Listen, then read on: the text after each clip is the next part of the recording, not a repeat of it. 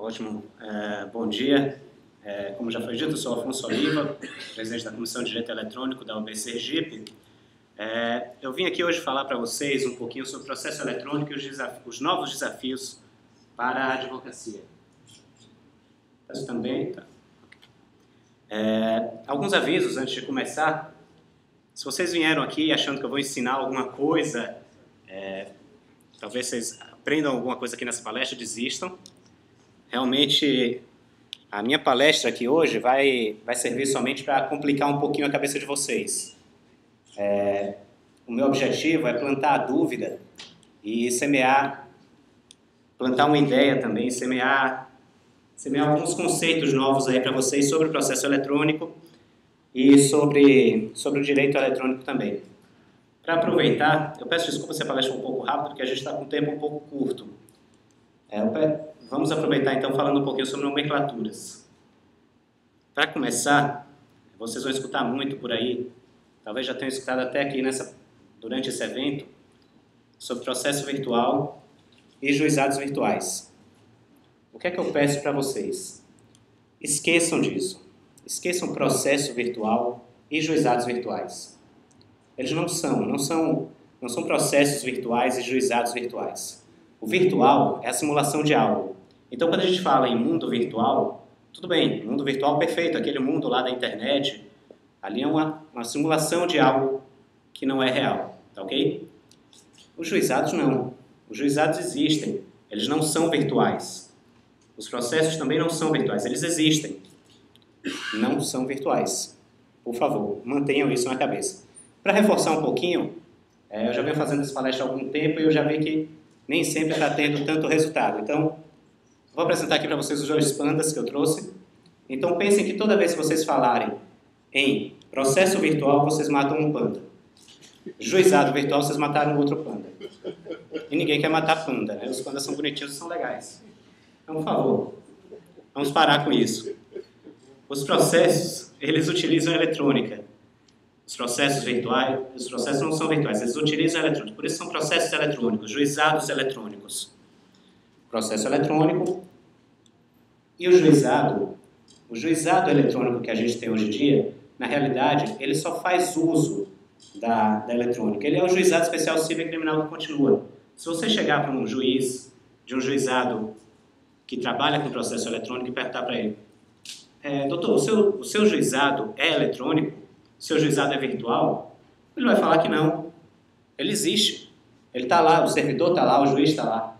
Não tem que se falar em virtual. Ele usa o processo eletrônico, ele usa a informática. Tá ok? E partindo daí, outro ponto que vocês têm que ter, principalmente enquanto estudantes, enquanto profissionais que estão começando aí na área, vocês têm que ter uma ideia assim, boa de informática. Eu gostaria de saber aqui quantos de vocês se consideram tolerantes com a informática. Alguns são tolerantes. Afeitos propriamente à informática. Confortáveis com a informática. E fanáticos pela informática. O Vinícius ali fica louco nessa hora, né? O que é que acontece? Hoje, nós temos que estar muito mais entre aqueles que são fanáticos pela informática do que qualquer outra coisa. Porque a informática está no meio de tudo, inclusive na nossa advocacia, na nossa profissão. Então, eu vou jogar aqui alguns conceitos e pode parecer estranho no primeiro momento, mas todos eles vão ter relação com o nosso trabalho daqui para frente. Servidores, e não são serventuários da justiça. São servidores de arquivos, de e-mail, cloud computing, redes sociais, gestão eletrônica de documentos, megabytes, gigabytes, terabytes, plano de continuidade, DPI, PDFs, digitalização de documentos, criptografia assimétrica, backups, WEP, WPA e assinatura digital. Todos esses termos aí, tudo isso tem relação com a nossa profissão. Tudo isso a gente vai encontrar nos nossos escritórios, nos juizados que nós formos, nos juízos que nós formos, em todos eles a gente vai ter que tratar sobre esses assuntos aí. Sabe por quê? Porque a gente vai ter um servidor de informática no nosso escritório ou vai ter um servidor no tribunal. A gente tem e-mails que estão nas nuvens agora, a gente tem gerenciamento de arquivos nas nuvens. Nós temos as redes sociais aí fazendo um papel importantíssimo aqui, está todo mundo conectado nas redes sociais nesse momento. Todo mundo está tweetando, está postando foto no Facebook. A gestão eletrônica de documentos, a gente está produzindo documentos eletrônicos agora e a gente tem que ter um meio de ter uma gestão sobre eles. Então, o que antes parecia ser assunto de nerd, profissionais de TI, cientistas da computação, a gente achava que só eles que tinham que se preocupar com isso, mas isso já se foi, isso não acontece mais. Hoje isso aí é muito mais afeito à advocacia ou aos advogados do que qualquer outra coisa. Tanto para o nosso negócio, enquanto negócio, a gente tem que saber lidar com tudo isso, quanto para o nosso mister também, porque a gente vai tratar com isso. Vão vir clientes para a gente para falar, ó, meu banco de dados foi invadido.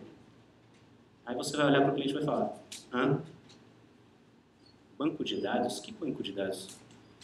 Eu tinha os dados na nuvem e ele foi interceptado. Hã? Quebraram a chave WPA da minha rede Wi-Fi. Hã? Então a gente tem que saber disso. E aí vocês pensam, não, então eu vou fugir disso, eu não vou advogar não, porque vai dar muito trabalho. Eu vou ser juiz. Esquece, vai dar do mesmo jeito. Eu vou ser promotor. Piorou. Tá aí, ação civil pública para resolver meio mundo de questão de informática agora. Vou ser procurador. O Estado vai ter que responder também. Você defensor público. TechPix está aí vendendo feito água, né? Em 12 vezes. Você é analista, tá? Tudo bem. O processo vai passar por você, você vai ter que mexer naquilo ali. Então esquece, você vai ter que saber lidar com aquilo ali, você vai ter que ter uma noção daquilo. Outro ponto que eu queria... Os delegados também. Os delegados também estão aqui, representados pela doutora Viviane, e que estão tendo um trabalho infernal, ela bem sabe, né, com isso. Outro ponto que eu queria ressaltar aqui era uma pequena diferenciação entre processo eletrônico e peticionamento eletrônico.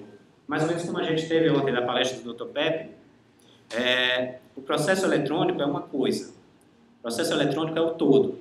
A gente pensa no processo eletrônico como um todo. Enquanto o peticionamento eletrônico é somente aquele ato da gente enviar uma petição de forma eletrônica. Como a gente tem lá no TRT da 20ª região, por exemplo, eles chamam de processo eletrônico, mas não é. A gente tem somente um peticionamento eletrônico. A gente envia a petição em PDF, por meio de certificação digital, tudo bem, e aí ela é impressa e é transformada num processo normal, um auto físico. Isso é um peticionamento eletrônico. Eu não preciso levar uma petição física até o prédio do TRT, mas também não é um processo eletrônico. O processo eletrônico é o meio completo, você tem que fazer tudo por meio eletrônico, não tem papel. Não existe mais papel envolvido. E aí, eu vou pular um pouquinho essa parte, vou ser bem rápido, porque as palestras de ontem foram muito mais aprofundadas sobre isso. Mas o processo eletrônico é somente uma nova forma e um novo suporte para tratar o processo. A gente tem que repensar. Isso já foi muito bem colocado ontem. É um novo meio de pensar o processo. Ele representa o fim do papel. A Lei 11.419 representa o fim do papel. É a celeridade processual também que a gente tanto almeja. Então, a gente tem que repensar tudo no que tange ao processo eletrônico. Tudo mudou. A gente não faz nem mais remissões à página. Como é que você faz uma remissão à página em um processo eletrônico? Conforme laudo técnico disponível, as páginas estavam. Não tem mais página, a gente não tem mais um numerador. A gente esquece, a gente não precisa mais numerar a página. Nota de rodapé agora também vai lá no final da petição, dependendo do sistema que você usa, é um texto corrido. Então isso tudo tem que ser repensado. O processo eletrônico, como vocês sabem, foi instaurado pela Lei 11.419 de 2006 aqui no Brasil. Então essa lei que está abraçando esses novos conceitos, os novos conceitos para a advocacia. Ela trouxe alguns conceitos como os documentos eletrônicos. A gente agora está tendo a produção de documentos eletrônicos no sentido estrito da palavra. São documentos que são criados de forma eletrônica e só existem de forma eletrônica. Não são documentos digitalizados. Você não tem mais um documento que você transforma ele em eletrônico, ele já é criado desse meio. Qualquer coisa que seja impressa de um documento eletrônico não é uma cópia. Não é uma cópia exata dele. É uma impressão, uma representação física, mas não é o documento em si. A gente teve um problema sempre com esse conceito lá em Sergipe. Foi instaurado lá o processo eletrônico, o peticionamento eletrônico de primeiro grau. Então a gente tinha que peticionar de forma eletrônica com a inicial. A gente mandava a inicial de forma eletrônica e lá o Tribunal de Justiça imprimia e transformava no auto físico. Começamos a ter problema com alguns magistrados que pediam para que o advogado viesse até o juízo para assinar a petição inicial, porque ela estava sem assinatura, estava apócrifa. E aí foi um trabalho muito grande lá da OAB, com a corregedoria, para fazer entender que quando a gente estava assinando a petição, a gente estava modificando a petição original, que aquilo não era mais a verdadeira, que ela estava diferente da que está lá no servidor. Então, outro conceito foi a gestão eletrônica de documentos, como eu tinha colocado, e a cópia de segurança. Porque hoje a cópia de segurança, se você não tiver, você perde, tem um incêndio no seu escritório, esquece, você perdeu tudo. Disponibilidade de documentos também. Os juizados agora funcionam 24 horas lá em Sergipe. Eles têm que estar disponíveis a todo momento. A partir do momento que o Tribunal de Justiça diz que foi instaurado o processo eletrônico lá em Sergipe, ele tem que dar suporte para que o sistema funcione o tempo inteiro. A gente não pode mais ter um horário que não funcione. Ele tem que estar disponível o tempo todo. E quando não tiver, o tribunal tem que explicar por quê. E aquela questão, qual o original? O original é o que está impresso ou o que está nos servidores? Ok? Outra questão que foi levantada pelo 11.419 foi a assinatura eletrônica. Assinatura eletrônica que ela hoje aqui no Brasil se dá por meio de certificados digitais. Os certificados digitais são regulados pela medida provisória 2200/2. Ela que foi responsável pela criação da ICP Brasil. Tá ok? Essa MP 2200, ela traz alguns conceitos também, que seriam assim, a cadeia de confiança, por quê? A ICP Brasil está lá no topo e ela vai delegando a outras entidades que permitam emitir os certificados digitais. Então, existe aquela cadeia de confiança. Ela se usa da criptografia simétrica, ou seja, a chave que cria é diferente da chave que vai decriptar. Tá ok? E ela representa hoje, é uma representação eletrônica da sua assinatura manuscrita. Então, tudo que você faz com o certificado eletrônico equivale ao que você faz com a sua assinatura manuscrita. Às vezes até com mais segurança do que com a assinatura manuscrita. Porque aquilo ali só vai ter utilidade mesmo se você tiver a sua senha. E a senha pessoal é intransferível. Por isso que ela tem aquele requisito da autenticidade que é tão necessário para os processos eletrônicos. Aquilo ali é a representação fiel de você. É a sua representação. Então, quando você dá o seu certificado e sua senha para alguém, você está dando o seu punho e a sua caneta para assinar. É um risco enorme. A gente viu aí, no caso recente de uma serventuária da Justiça, que, de posse da assinatura digital do juiz com quem ela trabalhava, forjou um processo inteiro com decisões e ofícios sendo expedidos em nome do juiz. Para quê? Para liberar algumas multas ou para retirar o nome do namorado do SPC Serasa. Só para isso. Isso aí em nome do juiz. Aqui, para quem não conhece, isso aí é um certificado eletrônico. Ele, na verdade, não está aqui. Ele fica gravado aqui dentro do chip. A gente vai até a autoridade de registro e ela grava ali dentro. A carteirinha da ordem da gente agora já vem com esse chip disponível. O chip igual aquele de cartão de crédito também. E aí a gente inclui na leitora e tem acesso aos sistemas que fazem uso da assinatura eletrônica, tá ok? Falando um pouquinho de sistema aqui, para finalizar, só para vocês terem uma ideia da salada mista que a gente está, hoje a gente tem, só para citar exemplo, isso aqui eu peguei para a minha realidade lá de Sergipe. A gente tem PJE, que é o que está sendo utilizado agora pelo CNJ, que está tentando uniformizar isso. Temos o CRETA, temos o PROJUDE, temos o EDOC, que é da Justiça do Trabalho de lá. Então são vários sistemas, nenhum deles se comunica entre os outros. Em Sergipe, para vocês terem ideia, a gente é um estado pequeno, mas a gente tem um sistema do Tribunal de Justiça, um sistema da Justiça Federal, 2 da Justiça Federal, um do TRT e mais outro do Tribunal de Justiça que está em implantação agora. Então são 4 a 5 sistemas diferentes. A gente tem que ter cadastro em cada um deles. E aqui só para mostrar, só para ilustrar um pouquinho para vocês, quem não teve a possibilidade ainda de entender o que é um processo eletrônico. Aqui é o nosso portal do advogado lá do TJ Sergipe. A gente entra com o nosso número do OAB e senha. A gente não faz uso ainda da assinatura eletrônica. Quando entrou, está aqui. Isso aqui não é mais não é um juizado eletrônico lá que o pessoal fala tanto. Não, isso aqui na verdade é o fórum inteiro. O fórum inteiro está aqui dentro, porque ali eu tenho juizados especiais, fazenda pública, execuções, vara da infância e juventude, então está tudo ali dentro. Eles chamam isso aí de escritório eletrônico. E está tudo ali. Eu advogo com isso aqui só. Com essa tela no meu computador, eu faço praticamente tudo que eu preciso no meu escritório. Eu não preciso sair de casa para fazer nada. Eu consulto, faço tudo, tenho uma agenda, tenho um informe de disponibilidade do sistema quando ele fica fora do ar. Eles também disponibilizam isso. E aí, eu fiz um passo a passo aqui, tem várias opções. A gente pode protocolar a petição, pode visualizar a petição, a gente pode fazer tudo por aí. Informa o número do processo que a gente tem interesse em verificar. E tá aí. Esse é o famoso processo eletrônico. Matei um panda, né? O processo eletrônico, que existe tanto alarde, é só isso aqui. É uma tela com o nome das partes. O que tem na capa dos autos está aqui. Aí você vai rolando um pouquinho e tem a resenha do processo.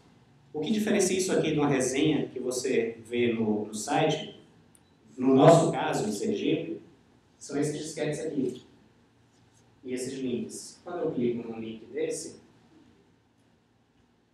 eu abro a sentença completa, a íntegra da sentença. Aí eu posso voltar, clicando num desses disquetes, eu abro outra página, que aí me dá as opções de ver as petições que estão anexadas àquele processo. Então tudo isso aí está naquela página. E isso é uma petição eletrônica. Só isso. Um documento PDF.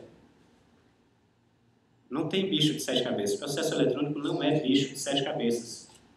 A gente só tem que ter a tranquilidade de entender um pouco de informática. Mas o processo eletrônico é simplesmente, ao invés de você mandar imprimir a sua petição e assinar, ela vai estar lá em PDF. É só isso. Não tem bicho de 7 cabeças. A gente tem sim, tem uma torre de Babel. Por isso o trabalho da OAB, do CNJ, em tentar uniformizar isso. O CNJ está com essa iniciativa agora do PJE, Luiz aqui, melhor do que ninguém pode falar sobre ele, para tentar uniformizar isso no Brasil inteiro. Então, facilitar ainda mais, para que vocês aqui possam advogar lá em Sergipe e a gente possa advogar lá no Acre, de forma uniforme, tá ok? E também a importância do estudo da informática, da discussão acadêmica, é isso que a gente está fazendo aqui. Cobrem, como o meu amigo João já falou aqui, cobrem dos seus coordenadores o estudo da informática e o estudo do direito eletrônico. Isso vai ser muito necessário, vai ser um diferencial para a carreira de vocês. Ok? Vou deixar aqui meu obrigado. E quem precisar, vou deixar aqui meus contatos. Tem meu e-mail. No site também está meio desatualizado, mas sempre que possível eu deixo alguma notícia nova. O Twitter e o e-mail da nossa comissão lá em Sergipe também. A gente está longe, mas pode ajudar também para o que precisar. Ok? Obrigado, hein?